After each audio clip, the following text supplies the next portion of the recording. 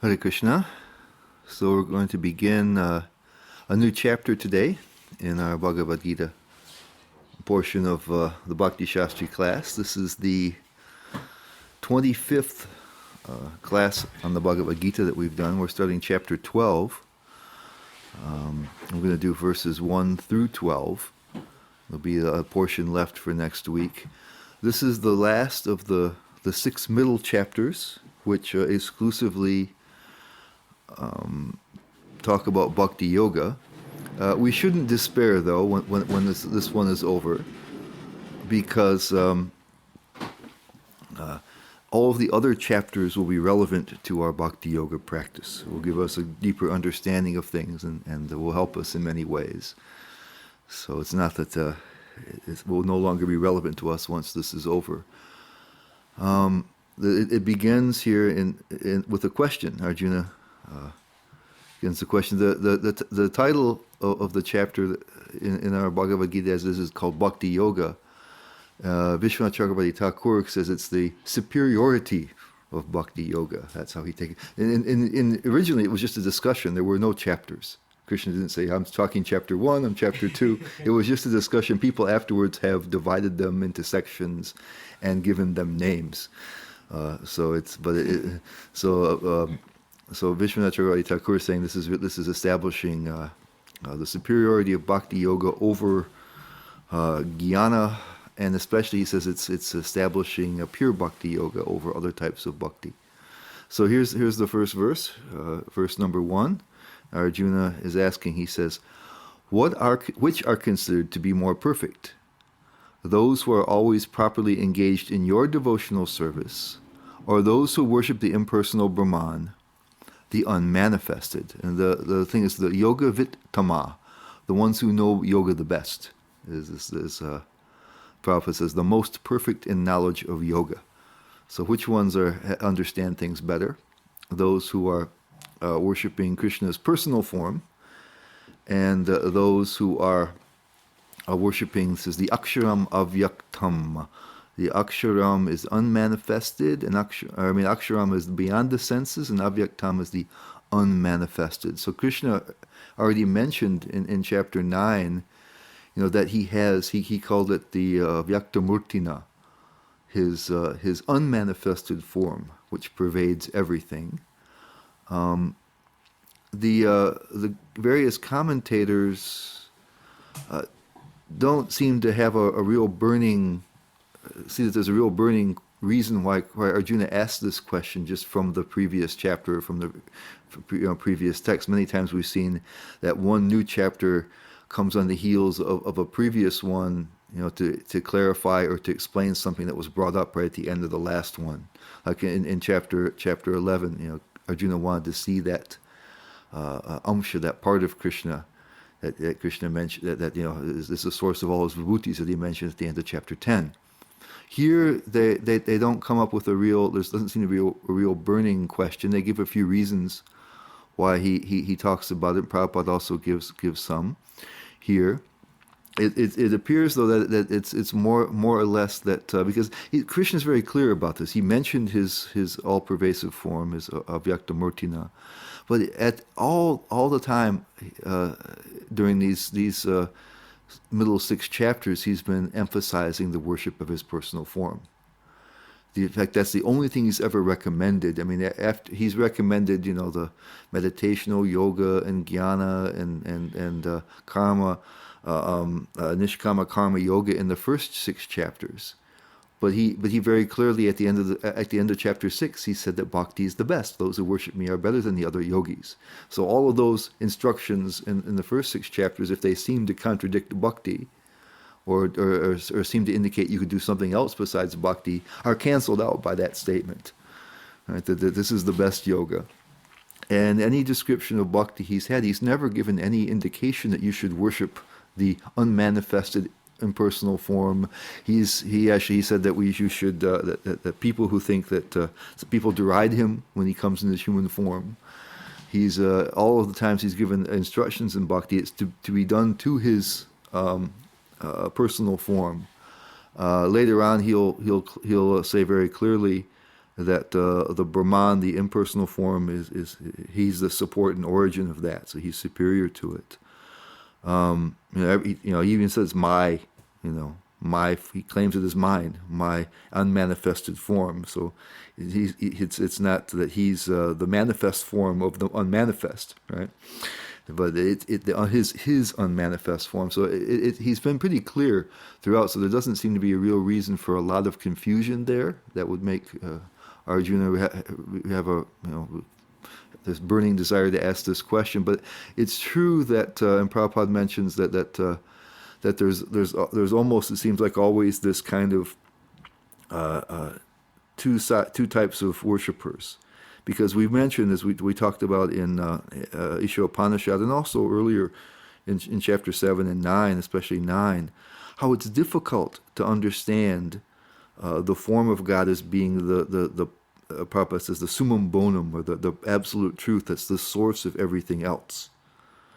And not the source and the controller, and actually, they're not, even though he's not only the source of them, but they're part of himself in one way. So it's very difficult. It's easier for people to conceive of the absolute as being whatever it is that produces everything else. It's hard to think of something that looks like something. The personal form of the Lord seems to be something existing. So it's hard for people to grasp that he is also the source of existence. It's hard for people to grasp that. They tend to think that we talked in Isha Upanishad, they think that form makes him limited and various other types of things. Or that he's an existent thing, so how can he be the source of all existence? You see? But he is. And so there always seems to be persons who are, especially when they try to speculate on the absolute, they come up with this impersonal notion, and that happens in so many different traditions. So it just seems that this is a clarification that's going to take place primarily because there seems to be always these two groups in this confusion. And we're going to clear up that confusion here very conclusively in this chapter. So, which are considered to be more perfect in knowledge of yoga? Those who are always properly engaged in your devotional service, satata yukta, bhakti towards you, properly worship you, or those who worship the impersonal Brahman, the unmanifested. And what Srila Prabhupada says in his purport, he says, those who worship the Supreme Lord directly by devotional service are called personalists. Those who engage themselves in meditation on the impersonal Brahman are called impersonalists. Arjuna is here questioning which is better. There are different ways to realize the absolute truth, but Krishna indicates in this chapter that bhakti yoga, or devotional service to him, is the highest of all. It is the most direct, and it is the easiest means for associating with the Godhead. So here, right away in the purport, Srila Prabhupada kind of confirms Vishwanath Chakravarti Thakur's naming of the chapter as the superiority of bhakti. Prabhupada says that's what it does, it proves that. And then he goes on in the purport, he says, now, and here he gives something of a reason for Arjuna in saying this. He says, now Arjuna is trying to settle the question of which process is easier and which of the classes is more perfect. In other words, Prabhupada, by saying easier, he's kind of foreshadowing what's about to come here. Which class of the classes is most perfect? In other words, he is clarifying his own position because he is attached to the personal form of Krishna. He is not attached to the impersonal Brahman. He wants to know whether his position is secure. Okay? So, but as we said, though, it seemed to be pretty clear. But anyway, Prabhupada says Arjuna is thinking like that. And then he says, and the purport says, Arjuna experienced in the 11th chapter that to be attached to the personal form of Krishna is the best, because he could thus undergo all other forms at the same time. I'm sorry, that he could thus understand all other forms at the same time, and there was no disturbance to his love for Krishna. This important question asked of Krishna by Arjuna will clarify the distinction between the impersonal and personal conceptions of the absolute truth. So this is interesting. We saw in the last chapter how when Arjuna saw Krishna's Vishvarupa, his universal form, and the opulence that he was, it disturbed his relationship with Krishna. It disturbed his friendly relationship. And so it was difficult then for him to experience Krishna as he usually does, as his friend. So experiencing the universal form disrupted his usual relationship. Here, Prabhupada says, he says that he can that if you are attached to the personal form of Krishna, it's possible to understand all of the other forms as being part of Krishna, and without having any disturbance to that love. So he says that's indication that Krishna is the highest. Other forms if you meditate on other forms, you may not be able to understand Krishna as well. You see? Like when he saw the universal form, he was disturbed by his opulence. If you understand Krishna's personal form clearly, you understand that he's also full in all opulences. So it's interesting Prabhupada said like that. This important question asked of Krishna by Arjuna will clarify the distinction between the impersonal and personal conceptions of the absolute truth. Okay? And then Vishnu Chakrabarti Thakur mentions in his commentary, he says, in the 12th chapter, the superiority of all types of devotees to the jnanis is described. And among the devotees, those who are endowed with wonderful qualities, like lack of hatred, are praised. We're going to get this part's going to be in next week's class. But he's going to make a distinction between the as he calls them, the Ananya, pure, or Kevala Bhaktas, as against the others. That's described here very nicely in this chapter. Krishna recommends this Ananya Bhakti.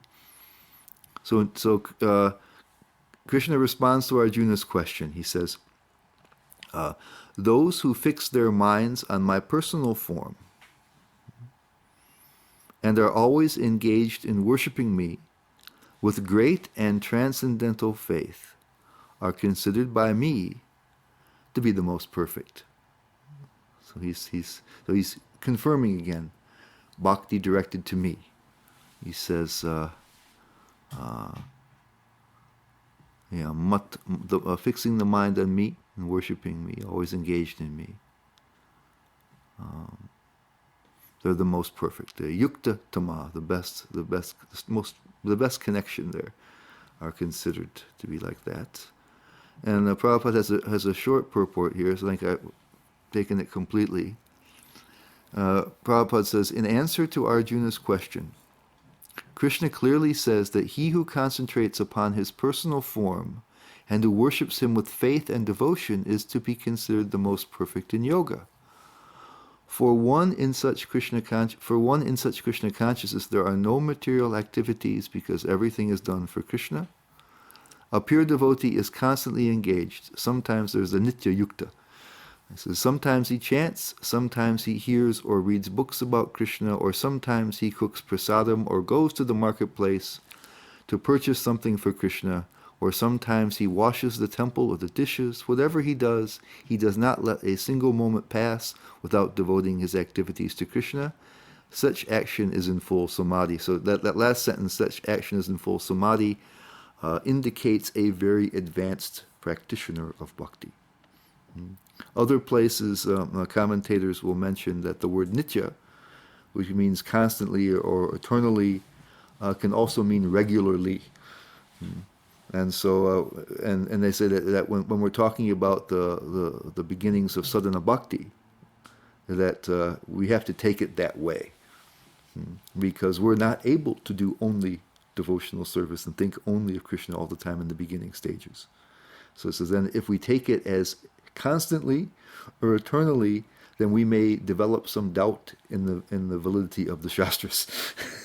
It's telling us to do this, but it's impossible. So he says, so what's recommended is that it's done regularly, and then of course in the advanced stage it becomes like this, full samadhi. It says it becomes one does not let a single moment pass without devoting his activities to Krishna. That's one of the characteristics of the stage of bhava bhakti, when one does not want to waste even a moment. That's an advanced stage. But anyway, Prabhupada is giving us a vision of that. So that's a mature form of bhakti. So let's take a look here at some of the words here. So there's nitya yukta, always engaged, and that yukta can mean linked, connected. It comes from the yoke in English, or comes from Latin is that same thing. It's connected, linked, connected, or united are kind of things like. It also can refer to yoga, which is also of the same root. And the commentator Baladev Vijayabhushan, he has a nice his comment is that the nitya yukta implies that the devotees desire an eternal relationship with Krishna.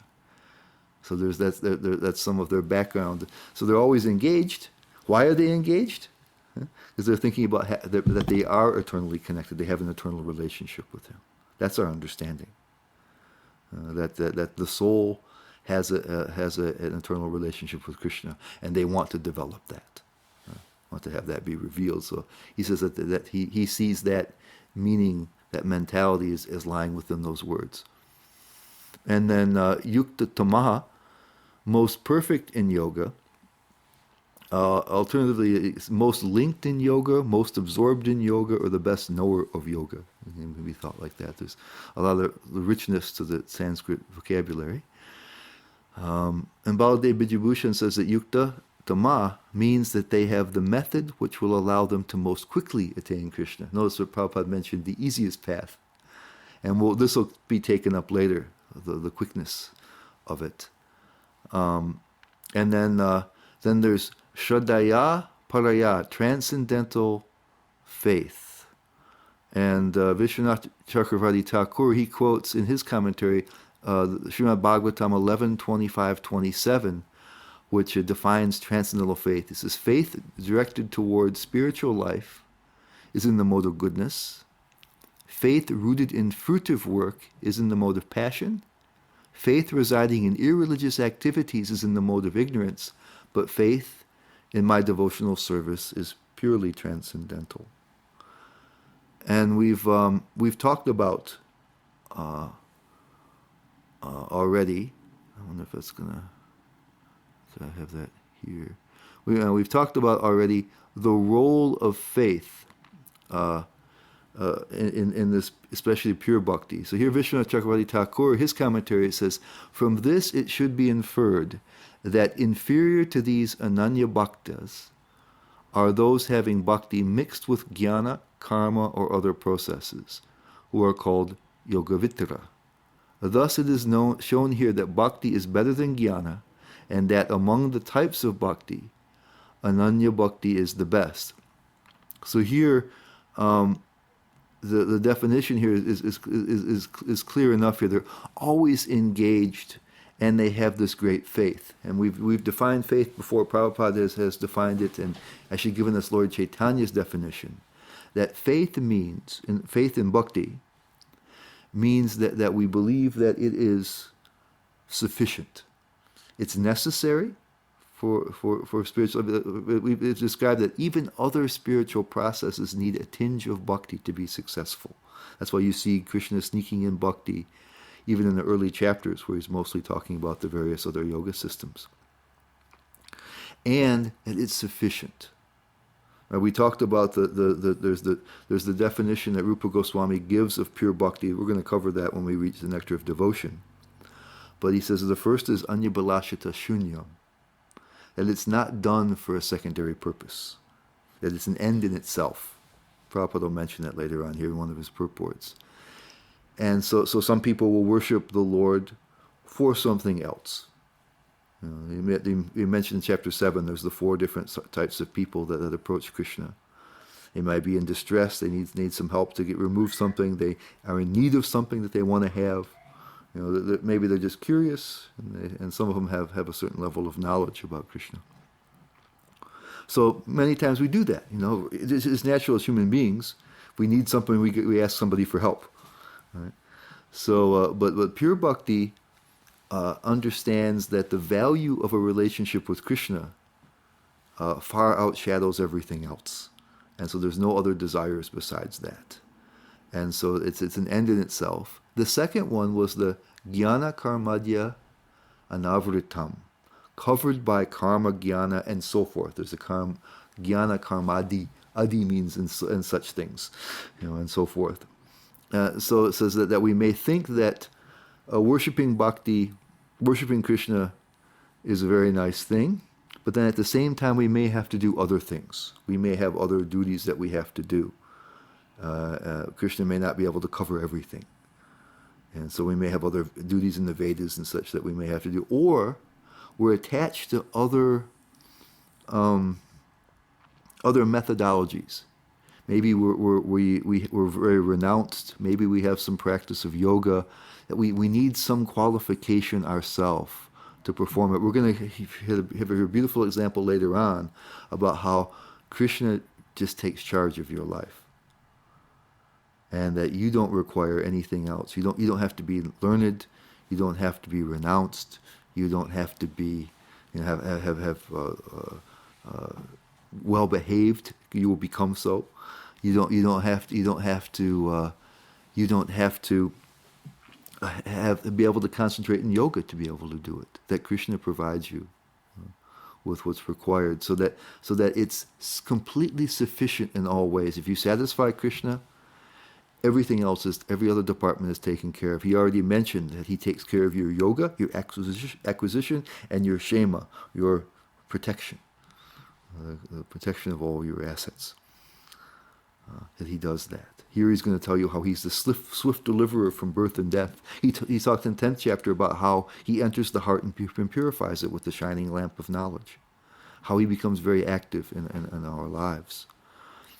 So both of those things, if there's an ulterior motive, or if there's a feeling that there's something else required, there's a lack of full faith in Krishna's ability and his position. So real faith means like that. So when it says that Shraddha Paraya, it's implying this Ananya Bhakti, pure Bhakti, and the Nitya Yukta, always engaged in it, also implies that it's not a mixed form of Bhakti. Here he's talking about sometimes it's called Ananya. It's going to be called that here in this chapter, Kevala, or pure Bhakti. So not having complete faith on Krishna's capacity is at the stage of Jnana Karmadi Anavritam. Yeah, in some way, both those stages. Either you don't value Krishna enough. That's why you take him as somebody who can make your life better, and you don't take it as an end in itself. Maybe you don't have faith in Krishna's maybe even his one thing that we're taking shelter of is that Krishna keeps telling us in Bhagavad Gita he's our surit, well-wishing friend. So usually when we deal with powerful people, they don't care that much about us. And they won't be proactive. You have to go to them, you please them in some way, and maybe they throw you a few crumbs. And that's what we experience in human society. Right? But Krishna is a different type of entity. So he's our friend all the time, even if we're not paying attention to him. So we're really, when we take shelter of bhakti, we're leveraging this understanding that Krishna already cares about us, and he's kind towards us, and on his side of the relationship is already active. He's in the heart. He's coming with Bhagavad Gita. He's trying in different ways to bring us back to him. It's active and on his side. It's inactive on ours. That's the problem. But because it's already active there, it's quite easy to rectify that. He's not upset with us, and we have to try to pacify him, or he's not. He doesn't think that we're not of any concern of his.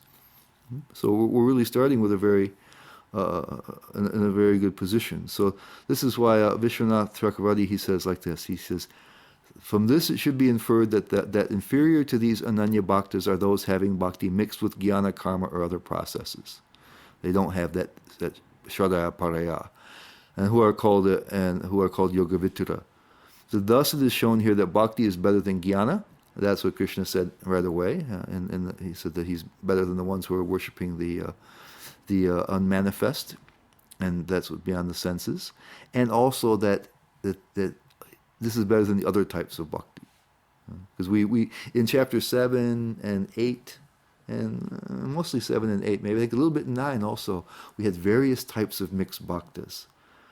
Vishwanath Chakrabarti Thakur is quite an analysis guy, and he analyzes all these different flavors of mixed bhakti that are mentioned in the Bhagavad Gita. So here we're moving on to verse 3 and 4. And then now Krishna is going to support his contention. He answered Arjuna's question, which one is better? And now he's going to support in the next, and 3, 4, and 5, and then 6 also. He's going to support why he, explain more why he's saying that why worshiping him is the best. First of all, he says that but those who fully worship the unmanifested, he's not saying it's useless. First he's saying it's not useless. Those who fully worship the unmanifested, that which lies beyond the perception of the senses, the all-pervading, inconceivable, unchanging, fixed and immovable, the impersonal conception of the absolute truth, by controlling the various senses. It's what is it? Sanayam yendriya gramam. Isn't it? Yeah, all the senses. Controlling, sanayamya is controlling, and the indriya are the senses, and gramya, all of them. Controlling the various senses and being equally disposed, sarva bhuta hite, equally disposed to everyone, such persons engaged in the welfare of all, at last achieve me. Okay, so he's saying that part is not useless, but it's not as good. And we'll hear about why that is. There's Vishwanath Chakrabarti Thakur, he says, his understanding is that he says that they attained me in the form of the impersonal Brahman. He says the Lord says that they attained me because the Brahman is not different from him. Prabhupada and others, they give a different take on it. That's why Prabhupada makes this, he says, you notice in his translation, he says, at last. There's no Sanskrit in there. This is a purportful translation. It doesn't say at last, or as far as I can see, there's no at last or after a very long time. Maybe does it say? I don't think so. It just says that they also achieve me. And they come to me. Yeah, they come to me. So it doesn't say after a long time. It doesn't mention the duration in the Sanskrit. I guess it's implied. It's implied when we find out how that happens. That's what. So it's like Prabhupada's putting that into the translation. It's like he's adding a little purport into the translation so we understand it right off the bat. So Prabhupada says that they need not simply remain in Brahman realization. He says in his purport, he says, those who do not directly worship the Supreme Godhead Krishna, but who attempt to achieve the same goal by an indirect process, also ultimately achieve the same goal. And then he quotes in the 7th chapter, after many births, the man of wisdom seeks refuge in me, knowing that Vasudeva is all. So this is what he gives a not an exact quotation, but he kind of paraphrases what Krishna says in the 7th chapter. So that after many births, those jnanis can understand that Vasudeva is all in all, and they can become devotees. Later on, he's going to say that usually happens because they meet devotees. So since they're very elevated, and then they're already in a pretty good position, and then if they meet devotees, it's possible for them to kind of get the last bit of understanding there. They can understand that Vasudevam Sarvam Iti is the verse, and we see that actually in there's the case in the Srimad Bhagavatam where the 4 Kumaras who are worshiping the Brahman go to Vaikuntha and meet. Actually, in that case, they meet Krishna. They meet Narayan himself, and that changes their minds. So there's a way forward. they're moving towards Brahman, but after the Prabhupada says after many, many, many births, then they can do it. So you can take that to me in those two different senses. To me in the form of my impersonal Brahman, as Vishwanath Chakravarti Thakur says, and then with a little good fortune and some time, at last, then they can go all the way to Krishna. But it's an indirect path rather than a direct path. So they're aim because you go where you aim. As Krishna mentions, if you worship the forefathers, you go. The forefathers worship their Demeter. So you worship the impersonal Brahman, and that's where you're aiming. That's where you're going to go. So it takes a little extra, something extra, the mercy of the devotees, or some extra maturity after many births to change that destination. That's the understanding. And Prabhupada says here, and this kind of relates a little bit to the next verse, really. He says, in order to perceive the supersoul within the individual soul, one has to cease the sensual activities of seeing, hearing, tasting, working, etc. Then one comes to understand that the Supreme Soul is present everywhere. Realizing this, one envies no living entity. He sees no difference between man and animal because he sees the soul only, not the outer covering. But for the common man, this method of impersonal realization is very difficult. So he's referring here to the portion of the verse that says that they're equally disposed to everyone and engaged in the welfare of all. They see everybody. How do they do that? They have realization ultimately of the super soul. Even if you have realization of the soul, it says you can see, and in the 6th chapter it mentioned you can see others in terms of yourself. If you understand that, I'm not who I thought I was. The gross and the subtle body aren't me. I'm actually a spiritual entity.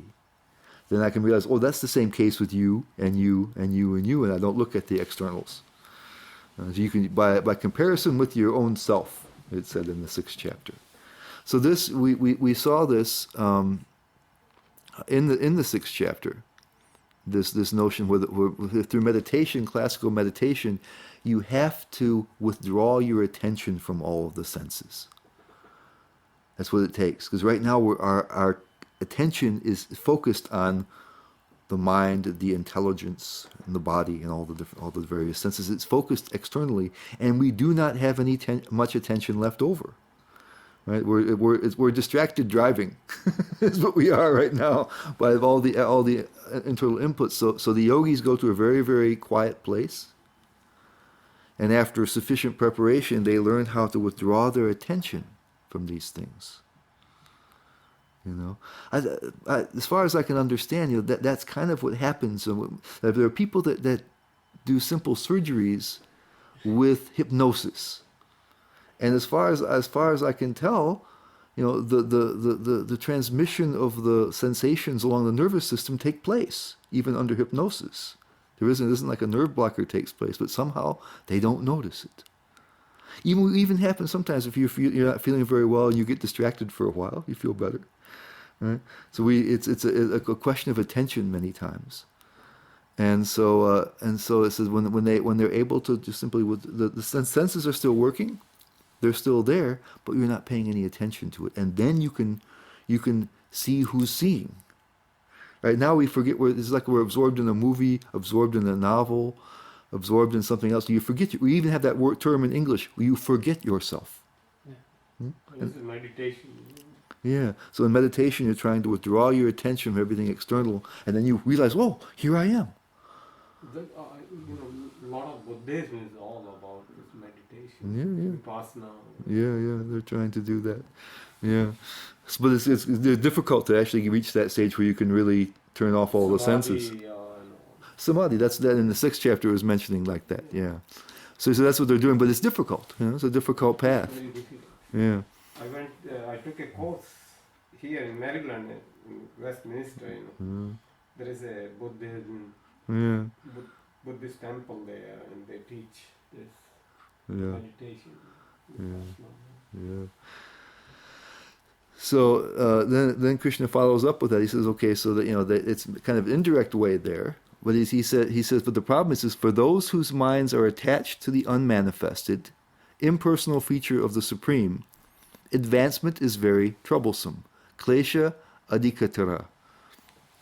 To make progress in that discipline is always difficult for those who are embodied. So he's saying not only is it indirect, but it's difficult.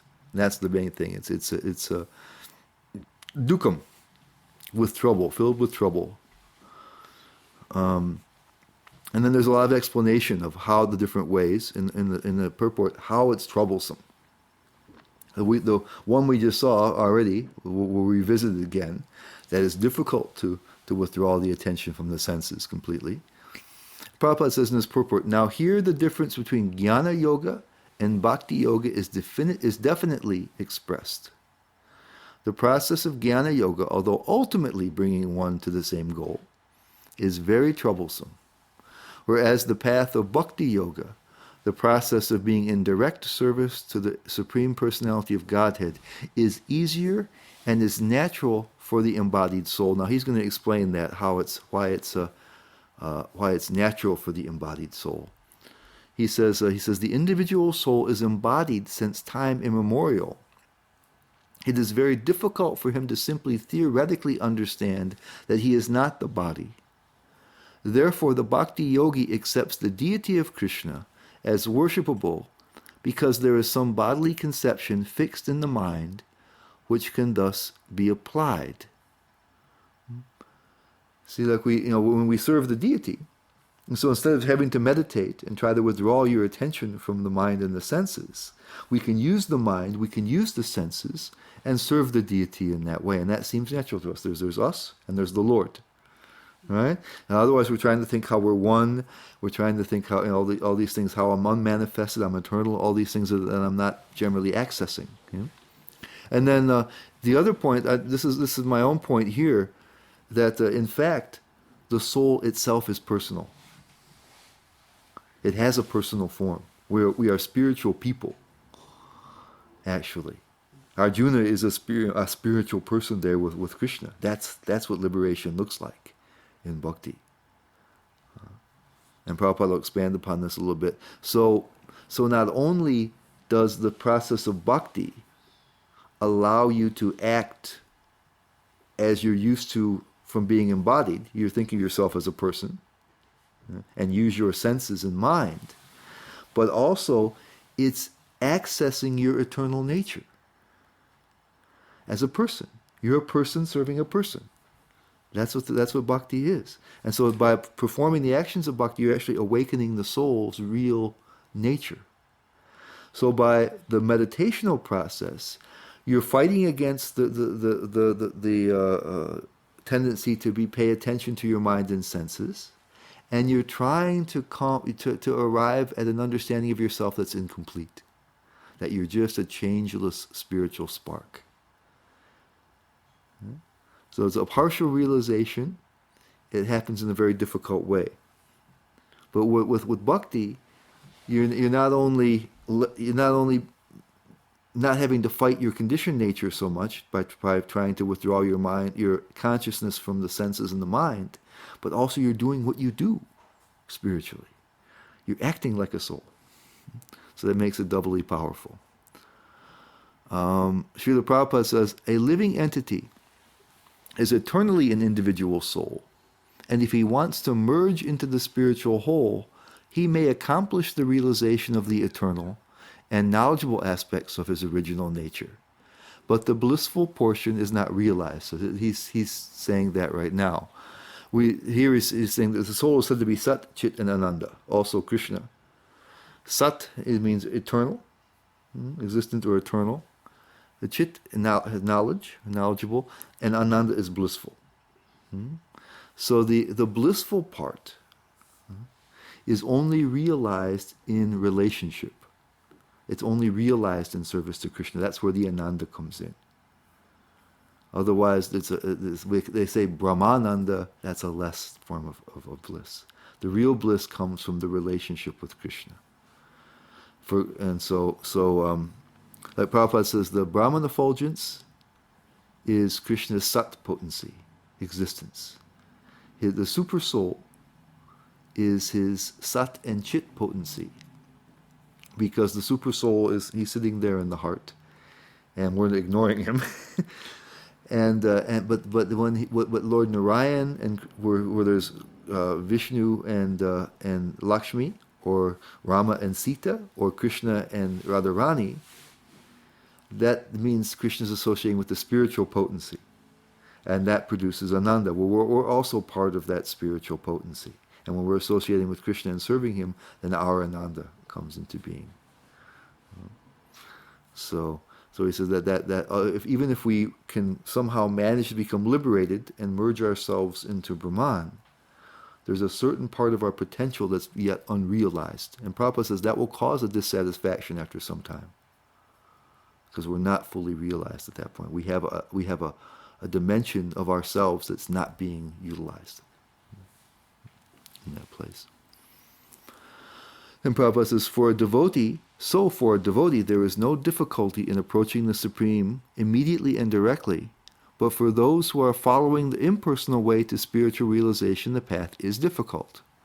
They have to understand the unmanifested representation of the Supreme through such Vedic literatures as the Upanishads, and they have to learn the language, understand the non-perceptual feelings, and realize all these processes. And then kind of along those same lines, Vishwanath Chakravarti Thakur says again, he says, the senses have the power for particular knowledge, such as sound, not for something which does not possess particular qualities, which is the Brahman. Therefore, stopping of the senses is necessary for those who desire knowledge of the impersonal, without particular qualities, nirvishesha. But stopping the senses is like stopping rivers. Stopping the senses is difficult. So, to try to imagine that which is beyond the senses, right? That unmanifest, all these different things, inconceivable. That was listed. All these different. This is how do you understand something that's inconceivable, beyond the words, beyond mind? Says the only way you can do it is through some direct perception, and that takes the withdrawal of the attention from the mind and the senses. Whereas we have things that we can interact with through the senses that begin to connect us with Krishna. We chant Hare Krishna, Krishna Krishna, Hare Hare, Hare Ram, Rama Rama, Hare Hare.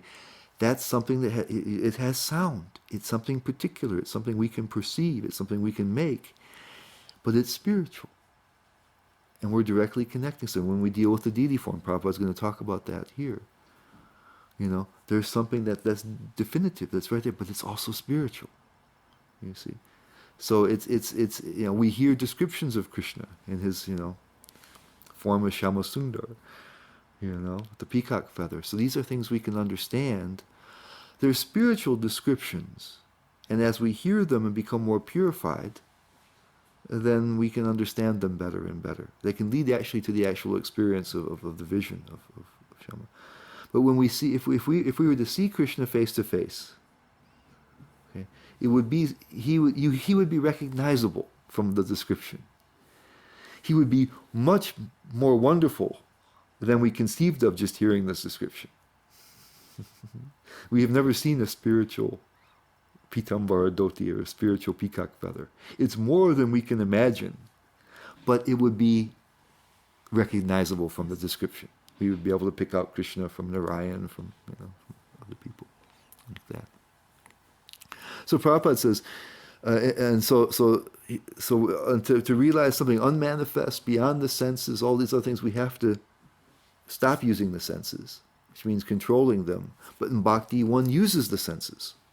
And Prabhupada says, a person in Krishna consciousness engaged in devotional service, simply by the guidance of the bona fide spiritual master, simply by offering regulative obeisances unto the deity, simply by hearing the glories of the Lord, and simply by eating the remnants of foodstuffs offered to the Lord, realizes the Supreme Personality of Godhead very easily. So we do the same kind of things we've been doing. People dance, people sing, people eat. We, maybe unwillingly, but we offer our respects to some other people. We do it, whether we like it or not, we do it. We hear interesting things, right? We hear interesting stories and interesting, news and information. And Vishwanath Chakravarti Thakur, he says, furthermore, even that goal of impersonal Brahman, which is attained by such suffering, is attained only by having a mixture with bhakti. Without bhakti to the Lord, the worshippers of the impersonal Brahman obtain only suffering and not Brahman. So everything, Krishna says in Bhagavad Gita earlier on that everybody follows my path in all respects. So any other type of dharma is established by him. And so even if it's very indirect, there has to be a little bhakti. Vishwanath Chakravarti Thakur says that if somebody performs, a homa, a fire sacrifice, the names of the Lord are chanted there. And it's understood the fire is the mouth of Lord Vishnu. Okay? So it's maybe being done for a separate purpose, but at least there's a little bit of acknowledgement of the Lord there. He mentioned early on in Bhagavad Gita that you should think of me when you're performing your duties. Remember me. He said you should offer things to me. So there's some way there has to be some acknowledgement, some little, even small level of bhakti, which allows the other things to take place. So you have to give, at least tip your hat a little bit to the one who's in control to make even the other processes work. So otherwise it doesn't work.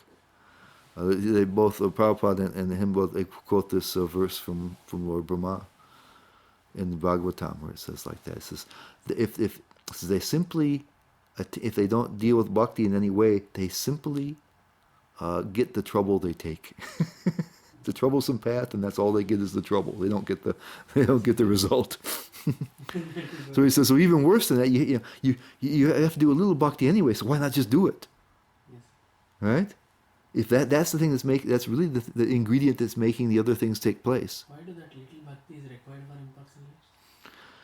Because it's going to help you.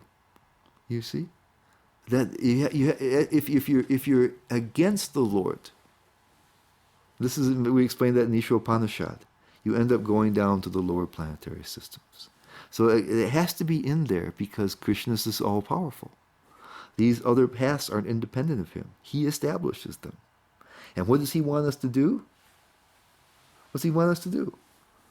Engage in some sort of devotion. He wants us to come back to him. Yes. He doesn't think that the results of any other path are sufficient. Right? So he's always there. But hasn't he shown, or at least he has in Gita in many ways, He's shown so many ways that's the true path. Yeah. But bhakti is the one, that most people can relate. Yeah, and that's what he's doing here in this chapter. He's also establishing it yet again. But still, people are attracted to other things. People say that bhakti is just for sentimentalists who don't have the power to meditate and these kind of things. And people have misconceptions. But in the Gita, he's clear. He's very clear that bhakti is the best and only way.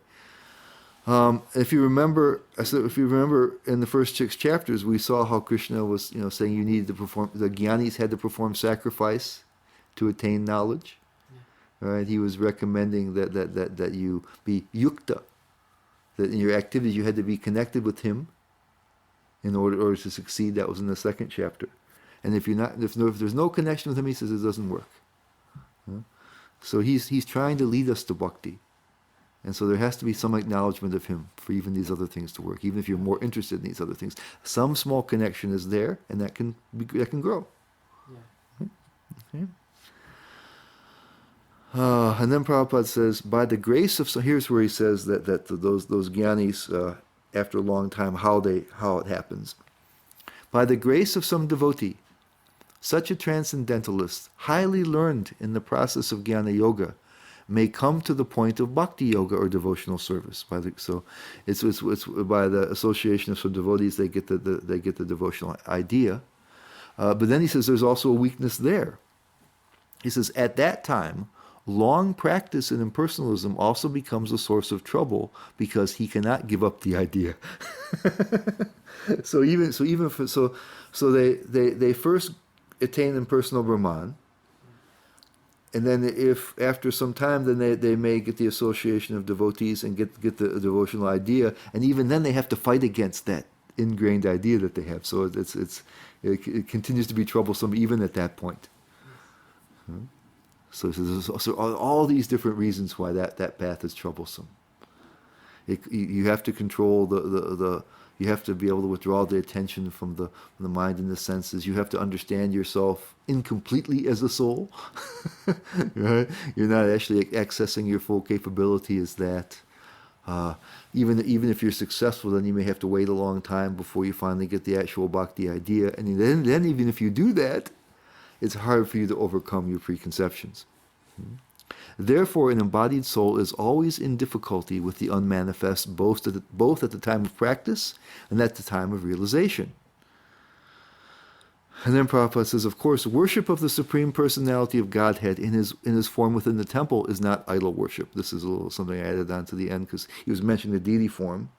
So people may think that, okay, well, you're a material body, and so you're worshiping some material thing, and this is a really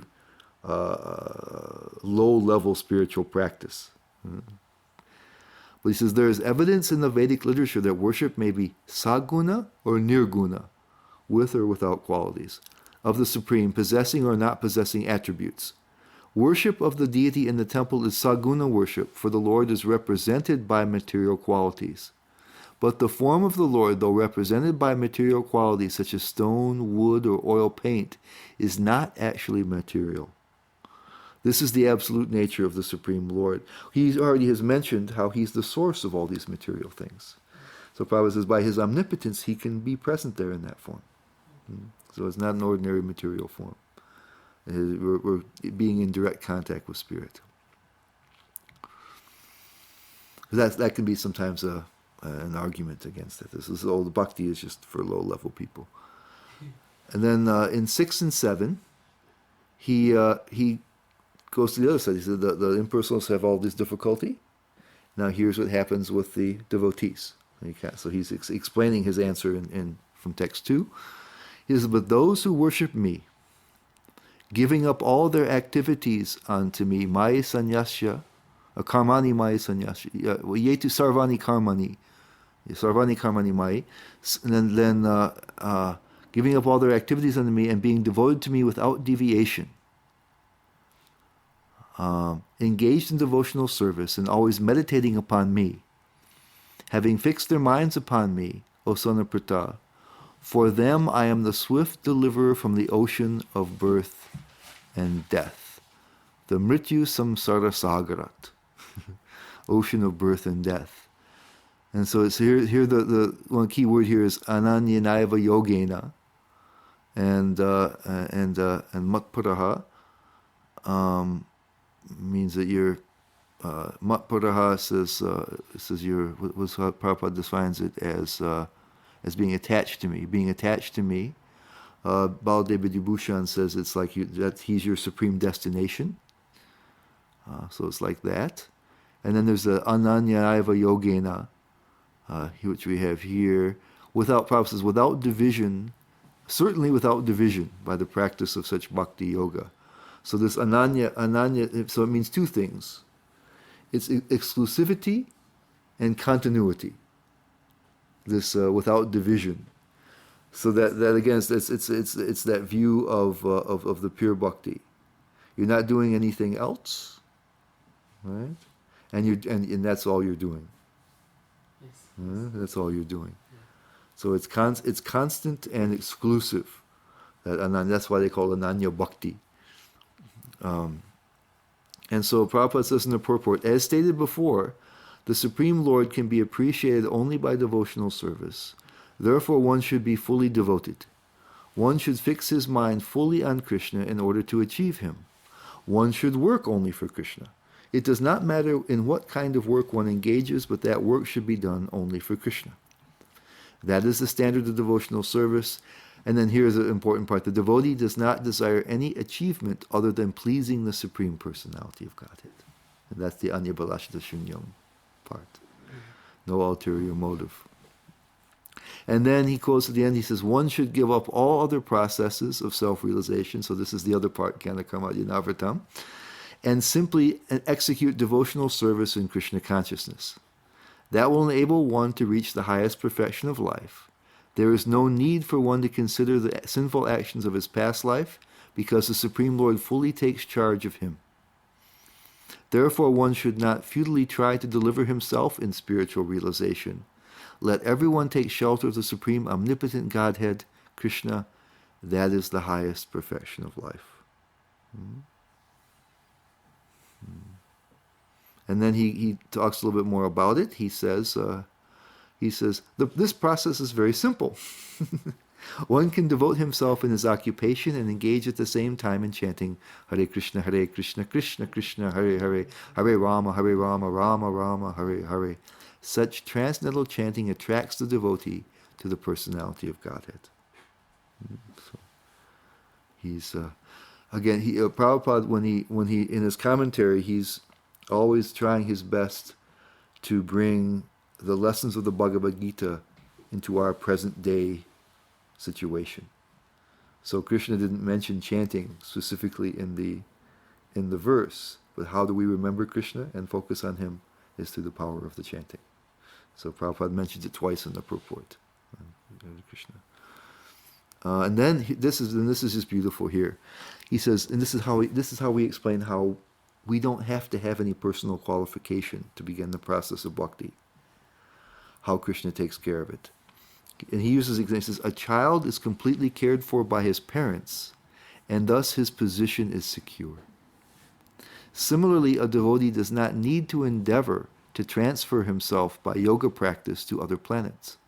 Rather, the Supreme Lord, by his great mercy, comes at once, riding on his bird carrier Garuda, and at once delivers the devotee from material existence.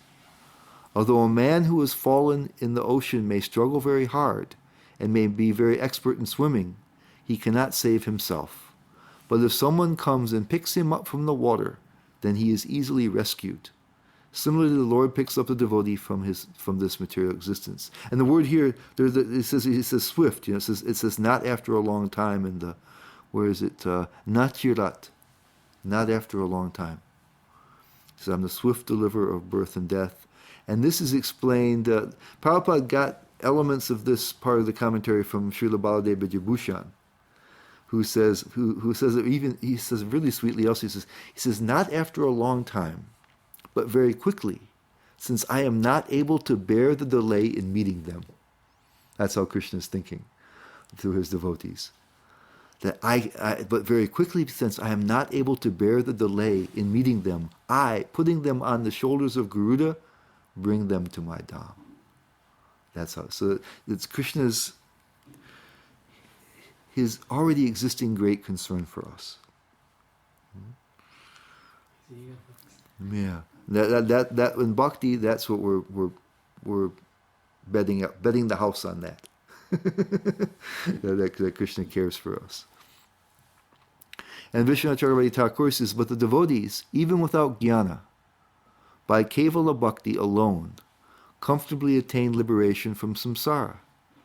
Having given up, and he says sannyasya means giving up or renunciation, all other processes for the purpose of attaining me, they worship me by ananya bhakti, ananyena yogena, which is devoid of karma, jnana, tapas, or other elements. So that's what he's saying. So this is, Krishna is describing this ananya bhakti. And he says when that happens, it so attracts him. He says he cannot bear the delay in meeting them. And he delivers us. That's the mechanism for it. We demonstrate our desire and interest in having the relationship with Krishna. And Krishna facilitates so much more of the rest. He helps us to overcome our illusion and ignorance. He says he even maintains us if required. So we're putting our faith in Krishna's kindness and mercy rather than our own strength and abilities. Which Prabhupada says, he says, even somebody who's a very expert swimmer isn't going to be able to swim across the ocean. We had people try to swim across the English Channel. People try to swim to Cuba. They do that but nobody tries to cross the whole ocean. Some of them do it in rowboats, kind of crazy stuff, but not swimming. So even no matter how good a swimmer, you can't get over the ocean. This is the ocean of birth and death. We can't get out of it by ourselves. No matter what we have, how intelligent we are, how renounced we are, how this or that, how many. So we are putting our faith on Krishna's mercy And yeah, his existing mercy and his ability, his desire to help us. We just have to show our interest. Right now we're not so interested, and that's our problem. So Krishna respects that. We've heard that he says, as we surrender to him, he reacts in the same way. So if we say, Krishna, you kind of go into the background. He does that. He respects our, he doesn't force us. He says, okay, I'll help you to forgive me. Prabhupada says we've heard two or three different times in class. We have listened to Prabhupada's recordings, on Mondays, and for Srimad Bhagavatam class in the temple, and he at least 2 or 3 times we said that Krishna is so kind, and if we want to forget him, he helps us. That's what kind of a friend he is. He respects us that way. Okay. So then Krishna now he's established the two, which one is better, very clearly, and now he describes that process for different sorts of people, and then he also describes what happens if you're not up to bhakti. What should you do? Okay. So he says, just fix your mind upon me, the Supreme Personality of Godhead. This is 12.8, and engage all your intelligence in me. Thus you will live in me always, without a doubt. And he gives this very short but really kind of sweet purport. He says, one who is engaged in Lord Krishna's devotional service lives in a direct relationship with the Supreme Lord. So there is no doubt that his position is transcendental from the very beginning. A devotee does not live on the material plane. He lives in Krishna. The holy name of the Lord and the Lord are non-different. Therefore, when a devotee chants Hare Krishna, Krishna and his internal potency are dancing on the tongue of the devotee. When he offers Krishna food, Krishna directly accepts these eatables, and the devotee becomes Krishnaized by eating the remnants. One who does not engage in such service cannot understand how this is so, although this is a process recommended in the Bhagavad Gita and in other Vedic literatures. So here it says, he says that you will live, my nirvisheshash, you will live in me, certainly thereafter. So Prabhupada emphasizes in his commentary how that connection is already present. In one sense, you're living with Krishna right now, because there's two ways to deal with it. Some of the other commentators say that then you will end up in Krishna's dham, like it mentioned in the previous verse. We hear Prabhupada stressing that even in the stage while we're practicing bhakti, that there's a direct connection with Krishna. We're living with Krishna right now. Krishna's taking a genuine interest in our lives right from the first place, even from the very beginning. He says we're living in the transcendental position. It doesn't mean that we're totally purified and transcendental. He also makes that very clear in the next purports that bhakti is a process of becoming. But in some sense, you're dealing with Krishna's direct presence when you're taking prasadam, seeing the deity, chanting Hare Krishna, hearing about Krishna, reading Bhagavad Gita. Krishna is present there in a very tangible way. And he says nobody can understand it if they haven't done it. But we can, if you go before the deity, you feel that presence. You chant Hare Krishna, you feel that connection. Take prasadam, you feel that connection. So we have the ability to discern that. Of course, that connection will deepen, and the experience will increase so much as we develop in our Krishna consciousness. But even in the beginning, we feel it. So there's a certain immediacy to that. So it says by fixing your mind and intelligence. Vishnacharya Thakur, he explains it nicely this way. He says the word eva, it's maya eva mana adatsva. He says, and eva is like, it's like an emphasizer. It says certainly, or, for real. The word eva excludes the impersonal aspect of the Lord. Concentrate your mind on me only, Remember only me, Maya eva mana adatsva, that form of Shamasundara, with yellow cloth and forest garland, and not the impersonal Brahman. And also fix your intelligence, which has the power of discrimination, upon me. This means to continually reflect on the statements of Scripture using intelligence, which will result in meditation. Such contemplation is called manana. Thus you will attain residence near me. So the mind is one thing we can think of Krishna, and also if we're serving, we're thinking of Krishna, how I'm serving him. But he says also you use the intelligence to try to apply the teachings of Scripture. So Prabhupada says that the Bhagavad Gita is the culture of our intelligence, the power of understanding, the power of discrimination. And so when we read Bhagavad Gita and study the other scriptures, we should begin to experience the world differently than we did before. Right? When you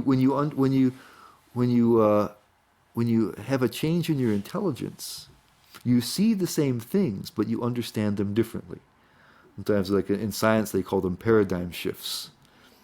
Right? So if somebody, when some kind of new discovery comes in, especially a new theory comes in, Yeah. then you see the same phenomena, but you understand them so much differently than you did before. Yeah. And so that's when we read Bhagavad Gita, we should be understanding ourselves and the world around us and what's happening in a whole new way. That's a good point.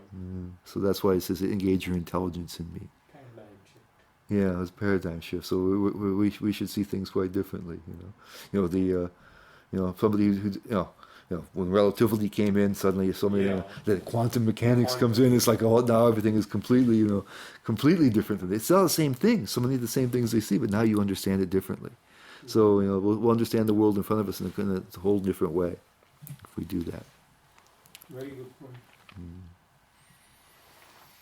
So the ninth verse here is, my dear Arjuna, O winner of wealth, Dhananjaya, if you cannot fix your mind upon me without deviation, so before it says, not shaknosi mayi stiram, without steadiness, then follow the regulative principles of bhakti yoga. In this way, develop a desire to attain me. So previously he says you should continuously fix your mind on me and engage your intelligence. And now he says, but if you can't do that, and we probably find that we can't, then he recommends this abhyasa yogina, practicing. Abhyasa means practice of devotional service. So Prabhupada says, in this verse, two different processes of bhakti yoga are indicated. The first applies to one who has actually developed an attachment for Krishna, the Supreme Personality of Godhead, by transcendental love. And the other is for one who has not developed an attachment for the Supreme Person by transcendental love. For this is what we're talking about here in this verse. For this second class, there are different prescribed rules and regulations one can follow to be ultimately elevated to the stage of attachment for Krishna.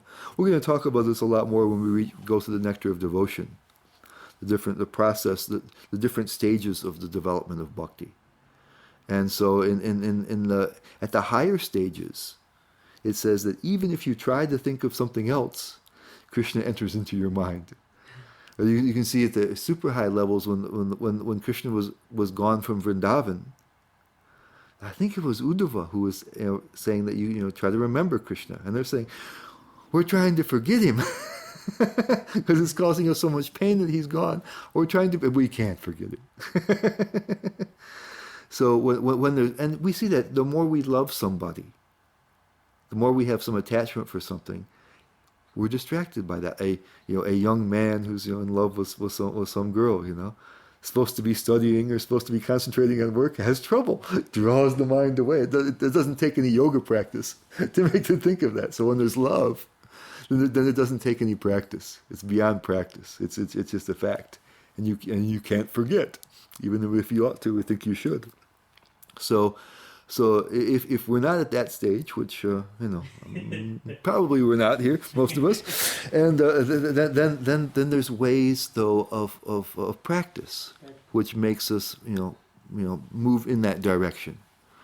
And so Prabhupada says there are various rules and regulations which one should follow. This practice can help anyone rise to the level of love of God, and then he is sure of his progress on into the spiritual kingdom of God. This practice of bhakti yoga under the rules and regulations with the direction of a spiritual master will surely bring one to the stage of love of Godhead. So it's called sadhana, devotional service in practice. In a lot of ways, you act like someone who has love of God.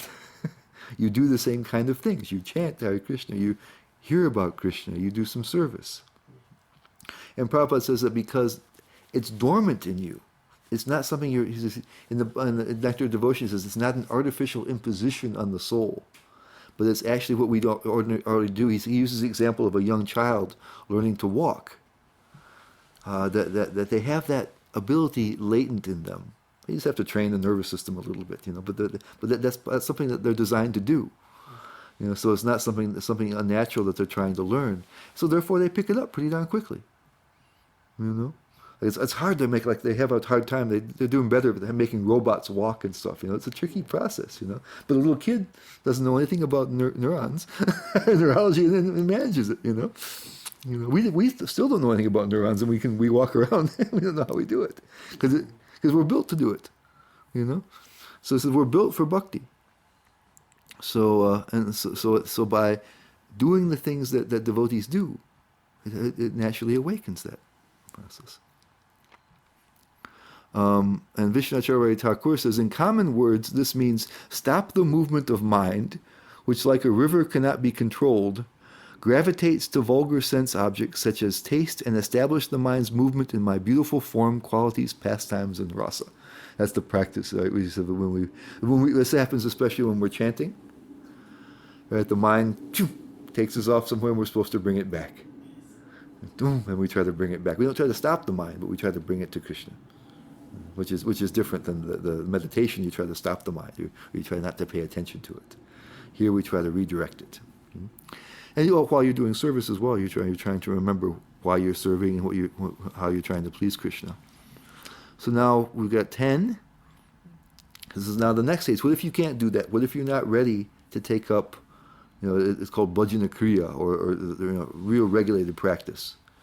If you cannot practice the regulations of abhyasa, you're not able to do that, bhakti yoga, then just try to work for me, because by working for me you will come to the perfect stage.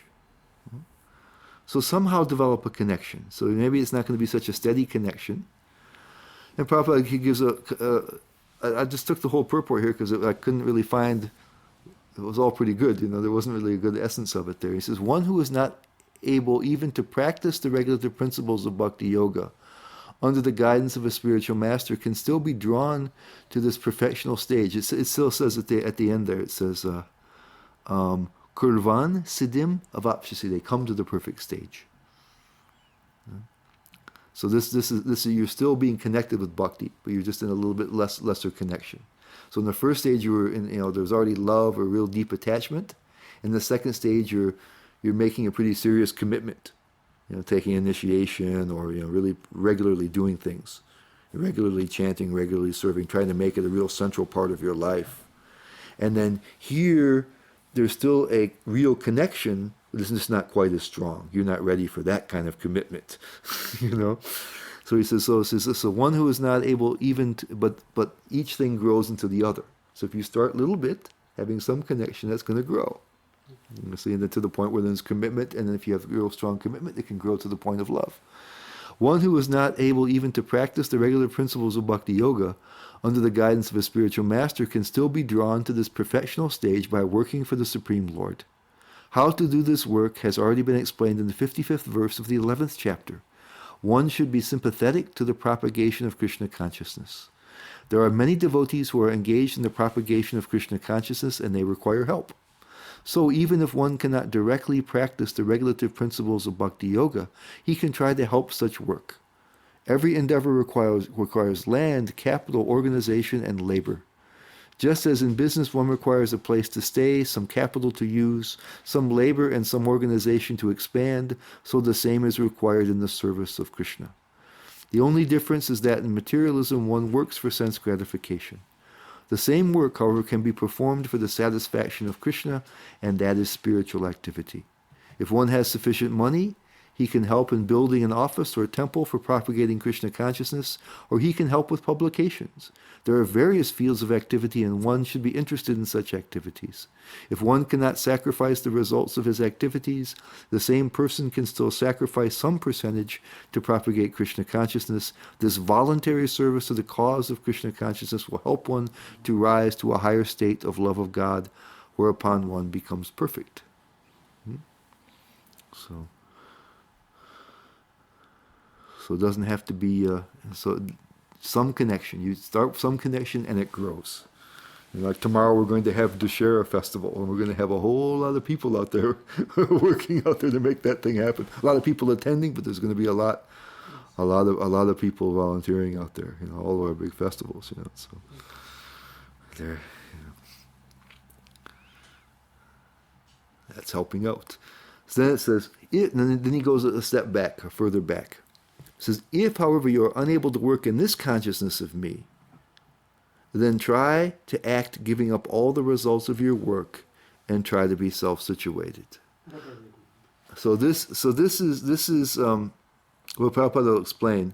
This is a pre-bhakti stage. So you notice the previous one says you'll come to the perfect stage, and this one doesn't mention that. So it said, but if you can't come directly to bhakti, do something here that will help you to move in a position where you might be able to catch it. We talked about this in the first 6 chapters. It's called Nishkama Karma Yoga, where you do good things simply out of duty. So in the case of back in the time of Arjuna, you had the Varna ashram system, Yeah. and so people had certain religious duties that they did, and so he told Arjuna that you should fight for the sake of fighting, because it's your duty, not thinking of victory or defeat, loss or gain, fame or infamy. So Duryodhana on the other side was also doing dharma, in one sense, but he did it because he wanted the throne. Krishna told Arjuna, you do it just because it's your dharma, and he says you have a right to perform your dharma, but you don't have an adhikar, a right to the results of it. And that leads you to helping to understand yourself as a soul. Because we said the reason we don't understand ourselves as souls is because we're distracted.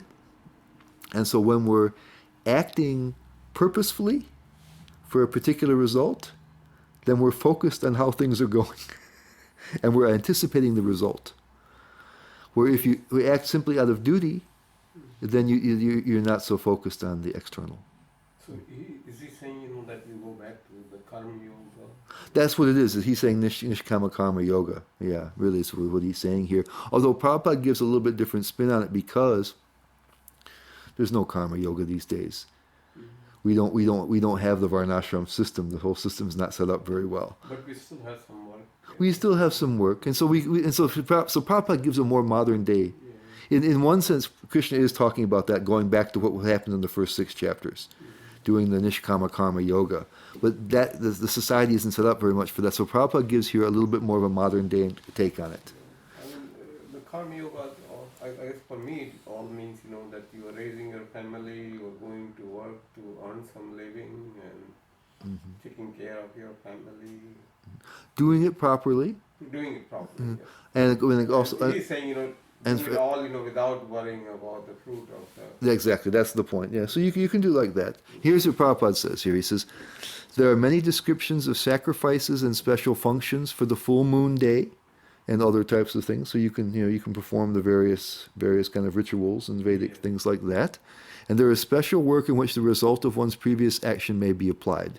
So therefore, it costs you something. You have to take your time and energy to perform some of the Vedic rituals.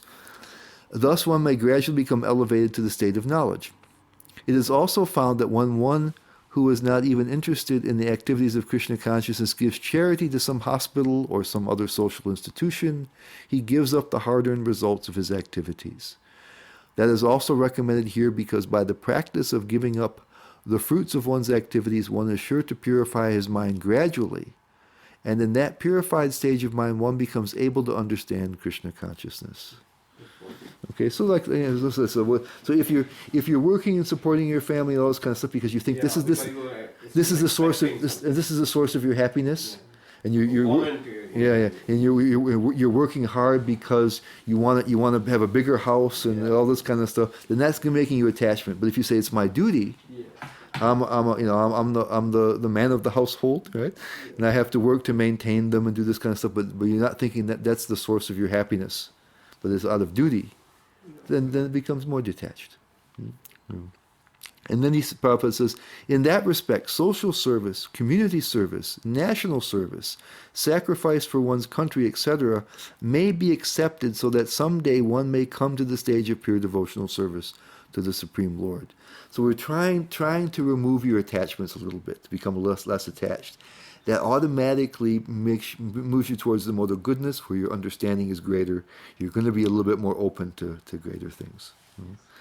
Makes sense. Yeah. So it's not a direct path, but it's trying to put you in a position where you have a greater, a greater susceptibility to Krishna consciousness. Okay. For the other part, actually doing something, coming and doing some service of some kind. Even if somebody comes, they come on Sunday and they serve out the Sunday feast or something. Somebody does something small. That's directly connected with Krishna. That moves them toward that already is bhakti. Yeah. That is bhakti. It's just not real concentrated yet, but it's bhakti. They're already there. So some other kinds of services is not bhakti, but it increases your level of goodness, decreases your level of attachment, makes you more sane, more reasonable, and then more susceptible, I'd say, to bhakti. Service for the sake of service. Yeah, exactly. Yeah, like that. So the Prabhupada says there's so many different things they can do that way. And then the last verse we're going to do today, we're also running out of time, so it's good that we're coming to the end here, is if you cannot take to this practice, he says, then engage yourself in the cultivation of knowledge. Better than knowledge, however, is meditation. And better than meditation is renunciation of the fruits of action. For by such renunciation one can attain peace of mind. So Prabhupada has this as a kind of there's a hierarchy here, and he explains it like this.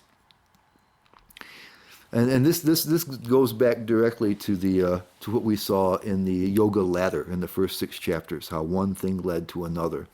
He says, first of all, in all cases one should give up the result or fruits of labor. This means to employ the result of karma for some good cause. He says that's the one that's accessible to everyone. In that sense, it says that the best means. It says what does it say here? Let's see, get back here. Yeah, better than meditation is renunciation, because it says it's easier. This is Baladev Vidyabhushan's understanding that Shreya, better means easier and more accessible.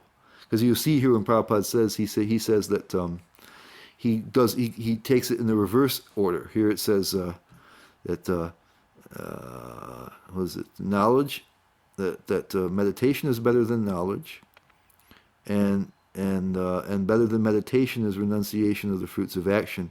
But here look what he says. He says, in summary, to reach the Supreme Personality of Godhead, the highest goal, there are 2 processes. One process is by gradual development, and the other process is direct. Devotional service in Krishna consciousness is the direct method, and the other method involves renouncing the fruits of one's activities. Then one can come to the state of knowledge. See, so here he's saying that's the first thing you do.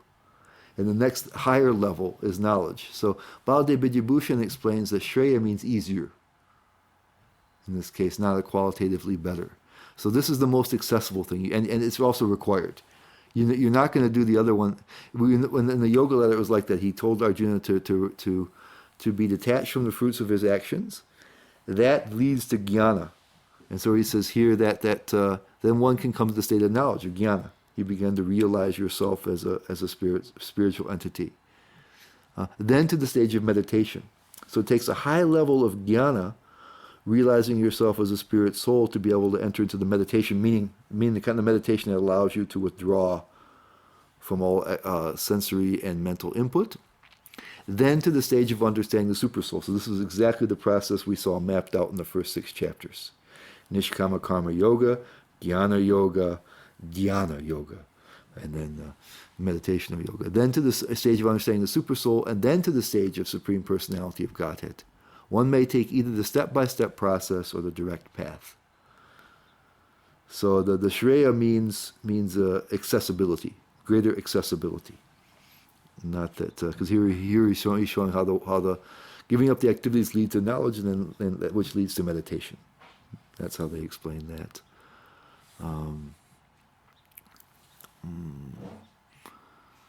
I think we'll just leave it at that. Vishwanath Chakravarti Thakur gives a little bit different explanation of this verse, which is kind of interesting.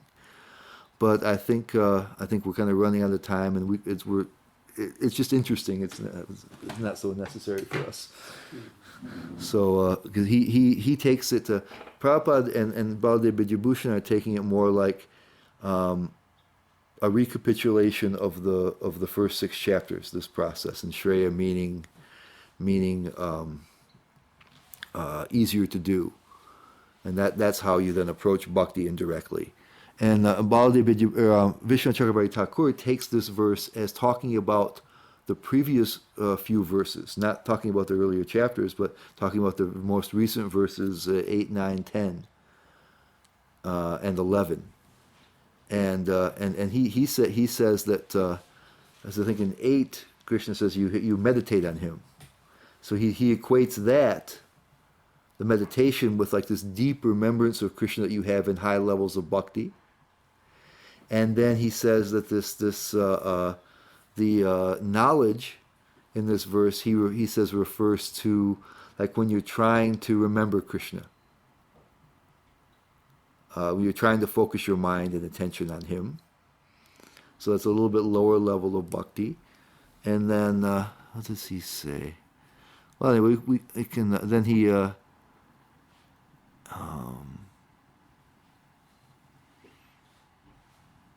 and then there's then he says that the, knowledge.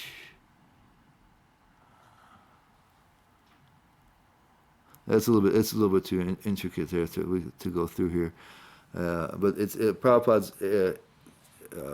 Prabhupada, his explanation is much more relevant to us in these days. But yeah, he's saying that there's these this he calls it meditation, manana, which is trying to remember, and then there's the external activity. So yeah, he says that the remembrance and is something that's primarily internal, where the other activities of bhakti, where Prabhupada talks about just doing some service, he includes all the kind of the external activities of sadhana bhakti, like doing some of the things that Prabhupada includes in his description of sadhana. He makes this distinction between internal and external. But in our line, recent line, and we see Prabhupada, because the Babajis, they focus on remembrance, smana. They try to remember the Lord's pastimes. They retreat into the forest and remember the Lord's pastimes, throughout the day. The eightfold pastimes, Ashtakaliya Lila. And Srila Bhaktisiddhanta Saraswati, he lived that lifestyle for a number of years. He took a vow to chant, like I think it was 1 billion names of the Hare Krishna mantra. So he lived in a little hut, a little kutir, and chanted all the time. And his guru, who was a Babaji, said, I see the renunciation of Rupa Raghunath in he called him my Prabhu. This is his student. And so he was able to do that. But what he did by his example was that you still remember by serving. And so Bhaktisiddhanta Saraswati, so he left that, and instead he took sannyas and he began to preach and to spread the movement. And Prabhupada, Prabhupada also was able to do that. He was able to simply remember the Leela and live like a Babaji. He had that capacity. But what did he do? He didn't even do it at the last time. With practically his last breath, he was translating Bhagavatam. So that they didn't distinguish so much between the internal and the external service, because also the internal mood makes you want to serve. Yes. And so Prabhupada and Bhaktisiddhanta Saraswati, they never wanted to retire from active service, because that was expressing their devotion also and fulfilling Lord Chaitanya's desire to have the movement spread. So he thought that was superior. And so therefore you won't see quite that dualism between internal and external in our movement. Both doing the external things doesn't mean a whole lot unless you have the right mood and the right understanding. So the two together are very important. But there isn't in since Bhaktisiddhanta Saraswati, there isn't that kind of notion that you first do some kind of physical and external service, mental service, and then kind of retreat into just to lead a smarana. Yeah, he rejected that in Prabhupada, Bhakti Vinod Thakur, at the end of his life, he took Babaji. Yeah. He was a Babaji. But he also worked for a long time. But Santa Saraswati, he didn't do it. And neither did Prabhupada. Yeah. So they felt that was more important. And it wasn't because they were less advanced. Bhaktivinoda Saraswati proved that already by his activities. But they say that in this time and place, that was what's needed the most. To somehow bring this knowledge to the world. That was Lord Chaitanya's desire and what he prophesied. And so they don't make that same distinction between the internal and the external. The two are in balance and work well together. So next week we're going to finish. They have the mode. It's still internal. They're still remembering Krishna deeply, and they're expressing their love for him through their other activities. So next week we will finish chapter 12. And there's 8 more verses that will describe how we become dear to Krishna. So it's going to be really, really nice.